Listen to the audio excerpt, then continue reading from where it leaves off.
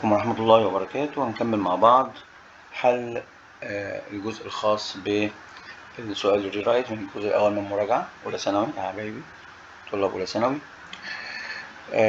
طبعا الملزمة معاكم فيها الأسئلة، فاحنا هنحل مع بعض عشان مزيد من التدريب. السؤال الأول بيقول I finished my homework then I watched TV. أنت عارف إنه then بيجي بعدها الحدث التاني، وأفتر بيجي بعدها الماضي التام، يعني بيجي بعدها الحدث الأول، وبالتالي أفتر باعتبار إن الA هنا سمول هنحطها في النص، يعني أفتر هنا مكانها هيكون مكان then، يعني احنا هنشيل then ونحط مكانها أفتر، وطبعا هنحذف الكاما. طيب وبعدين أفتر هيجي بعدها الحدث الأول اللي هو I finish اللي هي الجملة الأولى، بس المفروض إنها تبقى ماضي تام فتبقى I had finished. يبقى الجملة هنا ترتيبها هيكون I watched TV after is small طبعا I had finished my homework. زي ما انت شايف after دي small هتيجي في النص، هيجي بعدها الماضي التام اللي هو الحدث الأول، وقبلها هيجي الماضي البسيط اللي هو الحدث التاني. الجملة التانية بيقول لي استخدم had في جملة she visited the museum، مزار المتحف، وطبعا before that بتساوي after، يعني كأني حط after بالظبط، وده معناه انك ببساطة هنا بعد شي تحط had وتبقى had read وتبقى الجملة سليمة. طيب انت ممكن تعمل ايه تاني؟ انت ممكن ما تستخدمش before that، انت ممكن تستخدم before بس، وبالتالي لو انت استخدمت before بس يبقى انت هتجيب هنا جملة الماضي التام اللي هي هتبقى she had read. يعني ممكن اقول she had read وتكمل جملتك، وبعدين before وتحط الجملة التانية اللي هي she visited the museum. ينفع كده، وينفع كمان ان اخلي before that واقول she had read باعتبار ان before that بتساوي after. السؤال التالت بيقول لي باي ذا تايم. تعرف باي ذا تايم بيجي بعديها الماضي البسيط، باي ذا تايم بتيجي في النص لان البي سمول، وبالتالي هيجي بعدها الحدث التاني اللي هو then، يعني انت هتحط باي ذا تايم مكان then، والجملة الأولى هتبقى ماضي تام، يعني تبقى الجملة they had left the house by the time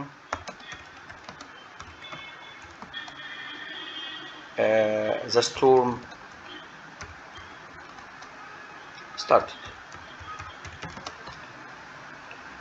الجملة اللي بعدها عايز يستخدم had، نفس الفكرة، عايز يستخدم had. انت عارف ان till وانتل بيجي قبليها ماضي بسيط غالبا منفي، مظبوط موجود اهو، يبقى انت هتحط had قبل explained. هو ده كل التغيير، ان هتحط هنا had هتبقى the teacher had explained it. لكن الجملة التانية زي ما هي، لانه till وانتل بيجي قبليهم الماضي البسيط اللي غالبا بيكون منفي، وهو هنا زي ما انتم شايفين هو هنا منفي، فما فيش عندي اي مشكلة. السؤال اللي بعده عايز after والايه سمول، يعني هتيجي في النص، يعني هتحطها مكان then. طيب وبعدين then بيجي بعدها ماضي بسيط لان ده الحدث التاني، يبقى انت هتبدل الجملتين وتخلي الجملة التانية ماضي تام، فهتبقى الجملة we continue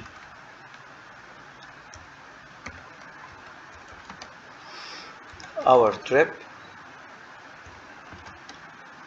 after we had eaten lunch، يعني كملنا الرحلة بعد ما اتغدينا. السؤال اللي بعده عايز never. طبعا انت عارف never بتحل محل didn't، بس هنا جملة ماضي، never بيجي بعدها الفعل متصرف، هتبقى سما never traveled to Cairo. طيب نروح بعد كده للسؤال اللي بعده.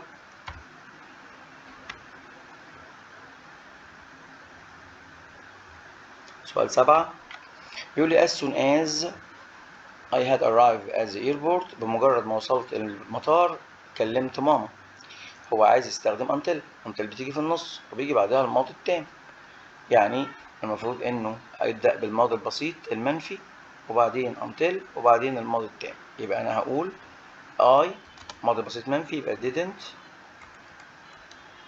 call my mom، ما كلمتش ماما until I had arrived at the airport. السؤال اللي بعده عايز always. تعرف always ظروف تكرار، يعني عادة، يعني هنحل محلها habit. فبدل ما كانت it's علي's habit هتبقى علي وبعدين always. طبعا انت عارف ان always بتيجي قبل قبل الفعل always، فهتبقى علي always وبعدين follow. ما تنساش انه علي مفرد، يبقى follow هتاخد اس. يبقى علي always follows a strict. علي always follow a strict routine in his life. السؤال اللي بعده بيقول لي استخدم a week. وطبعا a week ده من كلمات الدالة على الماضي، بس a week ago مكان last week. يبقى هتعمل ايه؟ هتشيل last week وتحط مكانها a week ago في نهاية الجملة. يعني الجملة هتبقى زي ما هي، هتشيل منها last week وبعدين هتبقى الجملة باسم explained وتمشي جملتك عادي خالص، وفي الآخر تحط a week ago.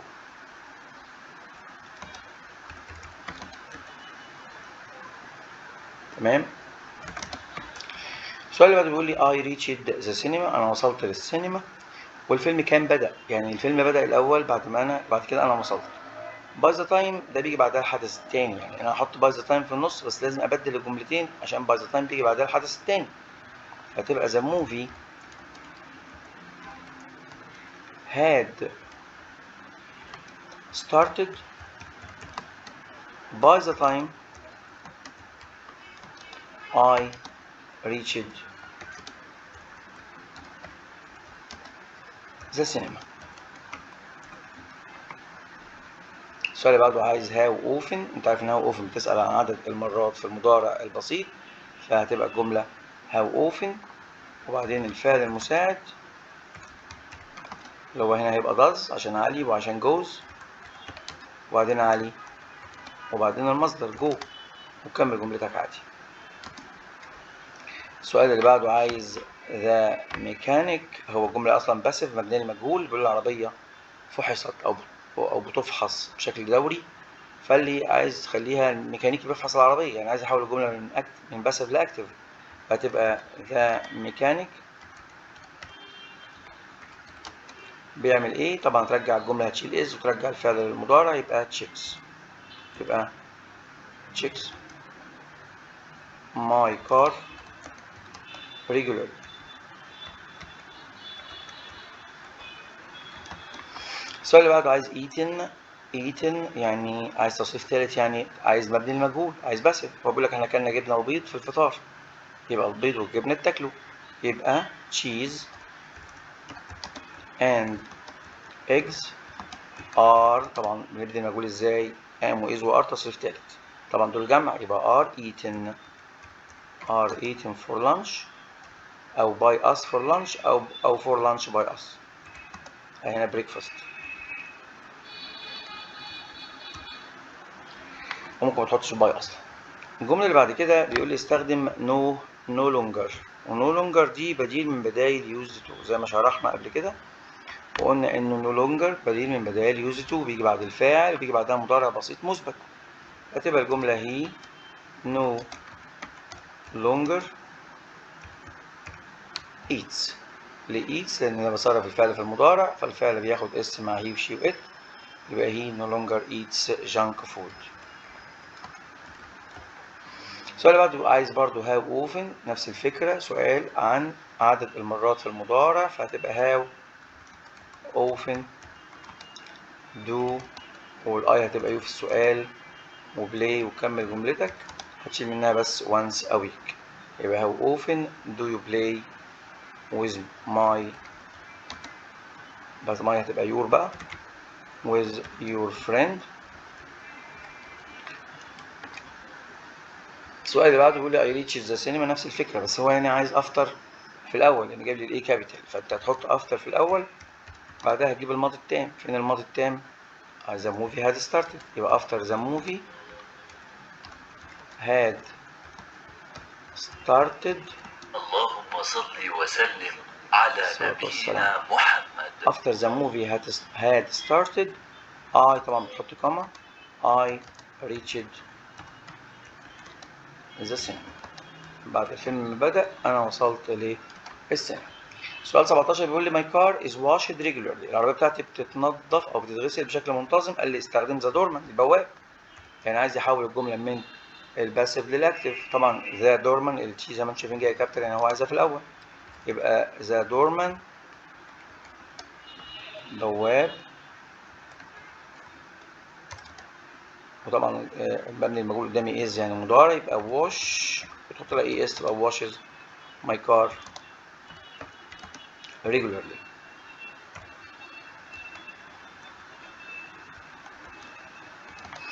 السؤال اللي بعده نفس الفكرة عايز eaten. بيقول لي احنا كلنا سمك ورز على الغداء. eaten يعني ابن المجهول يبقى السمك والرز بتاكله يبقى fish and rice are eaten طبعا for lunch.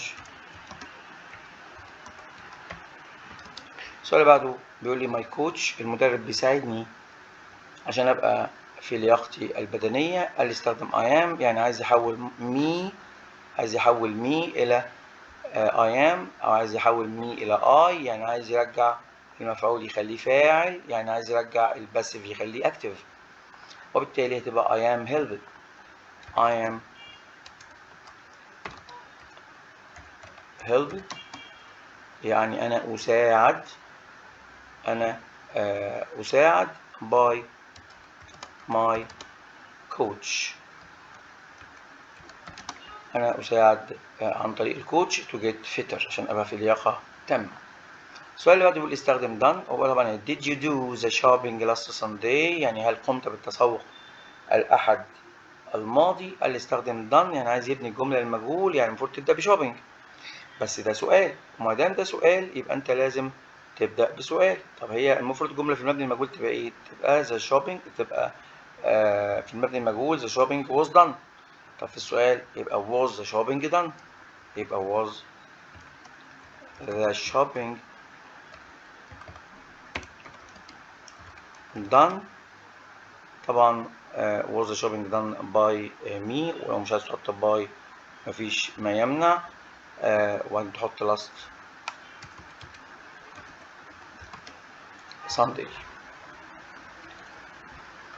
طبعا السؤال اللي بعده 21 بيقول لي استخدم هاو اوفن. خلاص اتفقنا ان هاو اوفن مع المضارع. هاو اوفن فعل مساعد. هاو اوفن فعل مساعد اللي هو هنا هيبقى do وهتبقى you يبقى هاو often do you visit. your بقى اور هتبقى your grand mother. طبعا هي كده خلصت لانه مش بنحط عدد المرات. every day طبعا هتتشال او every Friday هتتشال. السؤال اللي بعده بيقول لي منى cleaned the room yesterday. منى نظفت الأوضة امبارح. قال لي استخدم by منى يعني عايز يحولها للباسف يبقى the room طبعا الجملة ماضي عشان cleaned يبقى was أو were. طبعا ده مفرد يبقى was cleaned يبقى الأوضة نظفت by منى yesterday. هو اللي يستخدم by يبقى by منى yesterday. السؤال اللي بعده بيقول لي استخدم before والجملة بتقول I did my homework then I went out. أنا عملت الواجب وبعد كده خرجت. طبعا I went out ده حدث تاني. I did my homework حدث أول. يبقى أنا المفروض أحط before. طبعا before في النص لأن دي small. ترتيب الجملة كده سليم. حدث أول حدث تاني بس الحدث الأول هرجعه بقى للماضي التام فهتبقى I had done my homework وبعد كده before I went out. يبقى أنا عملت إيه؟ عملنا before طبعا في النص لأن دي small.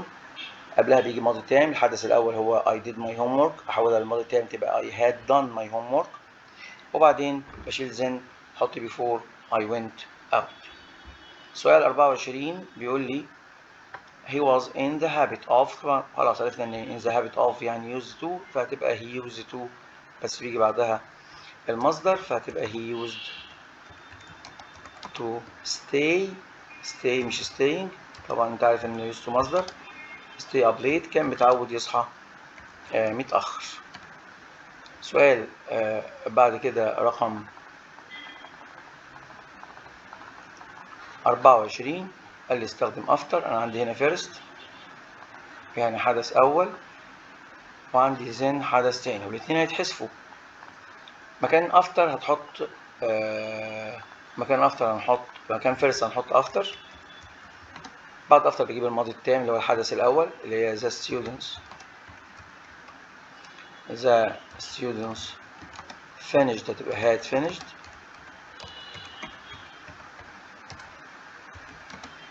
their been to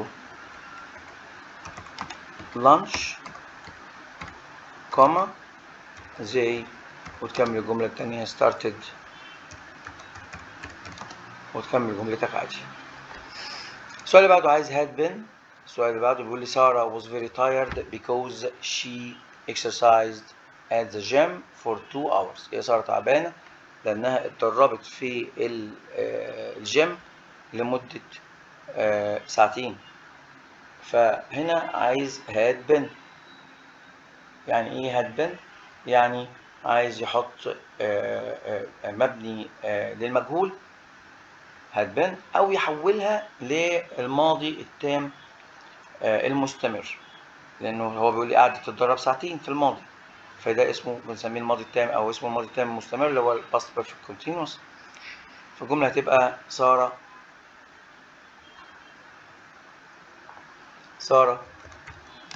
was very tired عادي زي ما هي.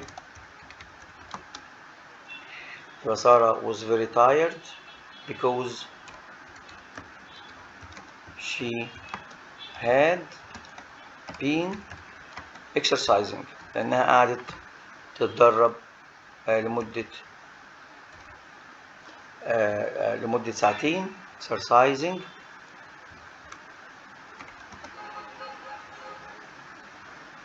at the gym for 2 hours.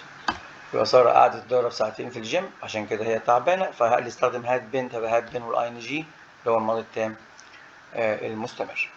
سؤال 27 عايز use to. طبعا I had a habit of biting اللي هي كان عنده عادة عض الأنامل أو عض الأظافر، فاللي استخدم I used to، فطبعا تبقى I used to bite. I used to bite هترجع المصدر، وهكمل الجملة عادي خالص. I used to bite my nails when I was a child. الجملة اللي بعدها by the time وجاب لي البي كابيتال يعني كابيتال يعني عايزها في الأول، يبقى هنحط by the time في الأول. تمام، ادي أول خطوة by the time. طيب بعد by the time هعمل إيه؟ بعد by the time هجيب الحدث التاني اللي هي الحدث التاني اللي هي his guest arrived. يبقى by the time his guest arrived by the time his guest arrived he cleaned هتبقى he had cleaned the house. السؤال اللي بعده في 29 بيقول لي the plane took off before we reached the airport. عايزين نستخدم already، فهتبقى the plane had already taken. the plane had already taken. طبعا تعرف already بتاعت الماضي التام، already ماضي تام. الماضي التام بيستخدم الماضي التام بيستخدم had وبعدين already وبعدين التصريف الثالث، فهتبقى the plane had already taken وهكمل جملتك طبعا. انا ليه خدت هنا ماضي تام؟ عشان في بيفور، لكن طبعا هي الظروف دي بتيجي مع الماضي التام ومع المضارع التام، بس انا استخدمت هنا الماضي التام لان انا عندي ظروف بتستخدم مع الاثنين، فالظرف بيجي بعد هاد وبيجي بعد هاف وهاز. السؤال اللي بعده سؤال 30. طبعا هم كتير فاحنا هنكتفي، هم 59 سؤال، ممكن نحل منهم 40 يبقوا كفايه ويبقوا شاملين يعني، لان طبعا الوقت ضيق وانت بالنسبه لك هيبقى صعب انك تراجع 60 سؤال، خاصه ان دول لهم علاقه بالجزء الاول اللي هو النص الاول من المنهج. سؤال 30 بيقول لي I started raining it started raining يعني بدأت تمطر النهارده الصبح and it didn't stop until 3 وما وقفتش مطره حتى الثالثة، ما وقفتش مطره حتى الساعة الثالثة. هو قال لي استخدم had been، نفس الفكرة يعني هو عايز يستخدم الماضي التام المستمر، فهتبقى الجملة it had been raining بدل it started raining هتبقى it had been raining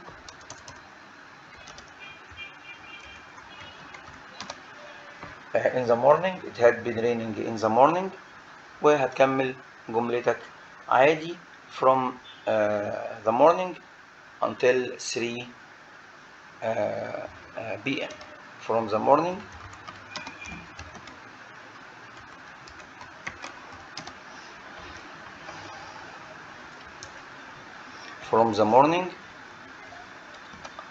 until and didn't stop يبقى from the morning until 3 p.m. السؤال اللي بعده بيقول لي I didn't recognize the artifact until the guide، ما قدرتش افهم القطعة الأثرية إلا لما شرحها لي المرشد، فهو هنا بيقول لي استخدم only after فهتبقى الجملة طبعا I didn't recognize the artifact until the guide explained their history. هتبقى طبعا تعرف ان only after ظرف منفي، فهتبقى only after the guide had explained their history. والتكة هنا او الخدعة هنا ان ده ظرف منفي بيجي في اول الجملة، فالجملة الرئيسية اللي هي الجملة الثانية تتحول لصيغة سؤال. طب تعالى نحل مع بعض كده ونشوف هنقول ايه. only after I didn't only after the guide، لا مش I didn't، the guide explained، لأن طبعا only after بيجي بعدها الماضي التام، فهتبقى only after the guide had explained. لا في مشكلة. only after the guide had explained the artifact أو يعني طبعا their history ما ينفعش، لازم تقول their artifact history، لأنه ما ينفعش أقول كده their history وبعدين أجيب artifact في الجملة الأولى.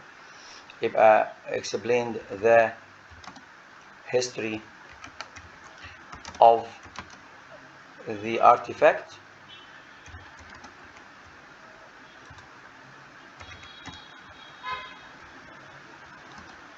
خلاص كده. دي الجملة الأولى، الجملة العادية خالص. طبعا تعرف إن نقول أفتر هيجي بعدها الماضي التام، فهيجي بعدها الجملة الثانية اللي هي بتيجي بعد until. طب الجملة الأولى أصلا ماضي بسيط، وأنا عارف كويس قوي إنه لما أبدأ بظرف منفي زي only after زي not until زي never، لازم الجملة الثانية اللي هي بنسميها الجملة الرئيسية تتحول لصيغة سؤال. طب هي الجملة بتقول I didn't recognize، ده ماضي بسيط، السؤال في الماضي البسيط بإيه؟ بديد، بعد ديد الفعل والمصدر، يبقى did I recognize. أتمنى تكون مفهومة. أقول تاني، عندي بعض الظروف اللي لما ابدا بيها الجمله لازم احول الجمله الاساسيه اللي هي الجمله الثانيه، اللي مش الجمله اللي مش مع اللي هي ما بيكونش مع الرابط، تحول لصيغه سؤال. طبعا الكلام ده عكس كلامنا الاساسي اللي هو على نو سونر وهاردلي وسكيرسلي وبيرلي، اللي بنحول فيه لو جم في اول الجمله بنحول الجمله اللي معاه الرابط للجمله الثانويه، لكن الظروف المنفيه لما تيجي في اول الجمله بحول الجمله الاصليه. طب اعمل ايه؟ بشتغل جملتي عادي ماضي تام، وباجي على الجمله الثانيه اللي هي المفروض هتكون ماضي بسيط احولها ليه سؤال، يعني هتبقى ديد وفاعل ومصدر. الجمله اللي بعدها بيقول لي عمر played football every week، هو بيلعب كوره، كان بيلعب كوره كل اجازه اسبوعيه في الماضي ودلوقتي لا. عايز used to، يبقى عمر used to play، عمر used to play، عمر used to play football every weekend.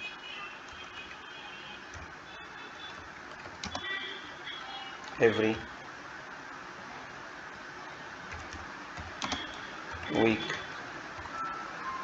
weekend.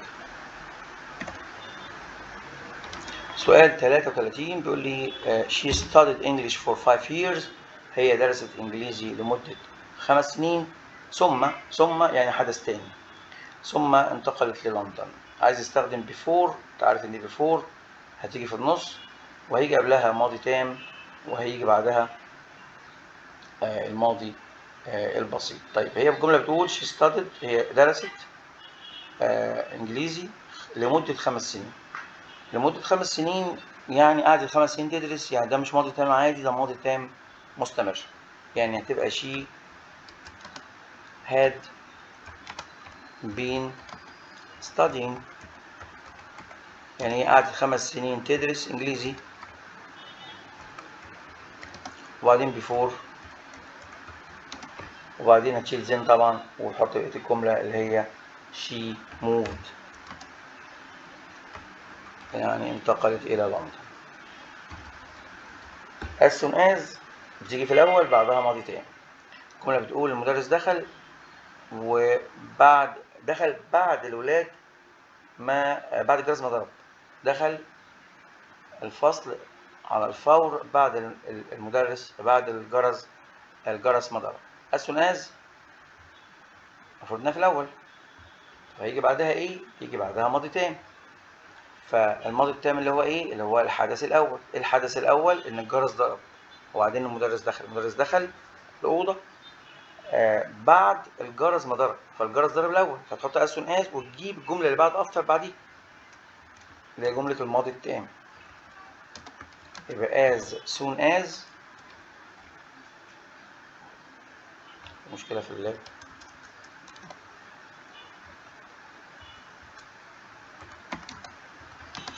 as soon as the bell had rung، بعد الجرس ما ضرب the teacher entered the room. the teacher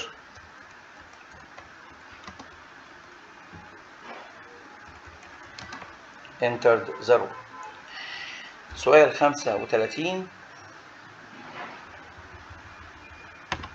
بيقول لي I didn't see the Grand Egyptian Museum until last week، يعني ما زرتش أو ما شفتش المتحف المصري الكبير حتى الأسبوع الماضي. فطبعا لما تستخدم هنا before هيجي بعدها الزمن، يبقى before last week، يعني قبل الأسبوع الإيه؟ قبل الأسبوع اللي فات. I hadn't seen، طبعا تعرف before بيجي بعدها زمن، يجي بعدها الجملة التانية ماضي تام، فهتبقى I had not، لأن هو بيقول أنا ما شفتش. I hadn't seen the Grand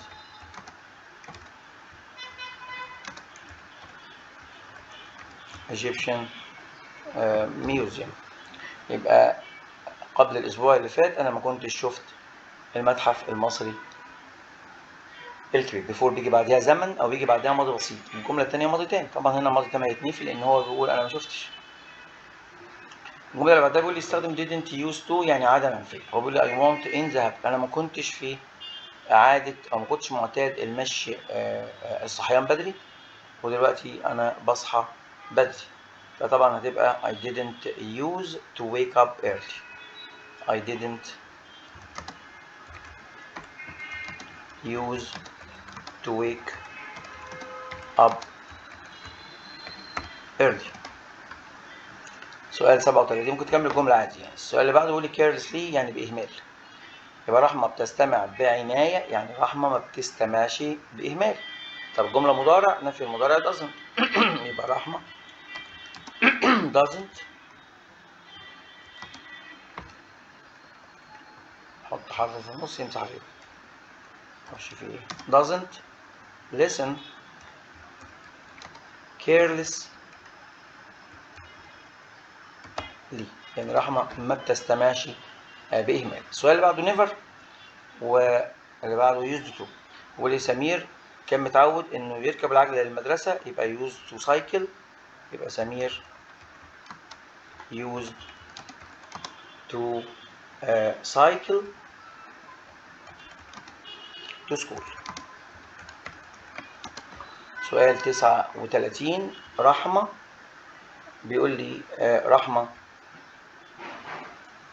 and إلهام didn't use يعني عايز استخدم never مكان didn't فهتخليها used. never رحمة and إلهام never used لأن never ما بتأثرش في التصريف. آخر سؤال هنحله مع بعض هو سما started learning. سما بدأت تدرس في 2009. ده ماضي ولما تستخدم for يعني هتحول الجملة للمضارع التام فهتبقى سما has learned English for طبعا من 2009 ل 2026 يبقى 17 سنة. يبقى سما has learned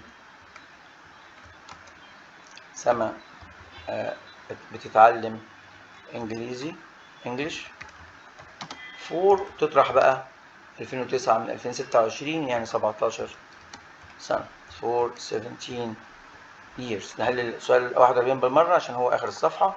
محمد صلاح has played for Liverpool since. طبعا هو مضارع تام وعايز احولها لماضي بسيط يعني هترجع جملة من has played ل played يعني مو صلاح played بس هو هنا played انت كده حولت الماضي برافو عليك لكن انت المعنى هيبقى خطأ لأن هو بيقول محمد صلاح has played يعني بيلعب من السنة دي يعني بدأ يلعب في السنة دي. عشان أنا أحول الماضي البسيط يبقى لازم أحط فعل start أو الفعل begin. يبقى مو صلاح started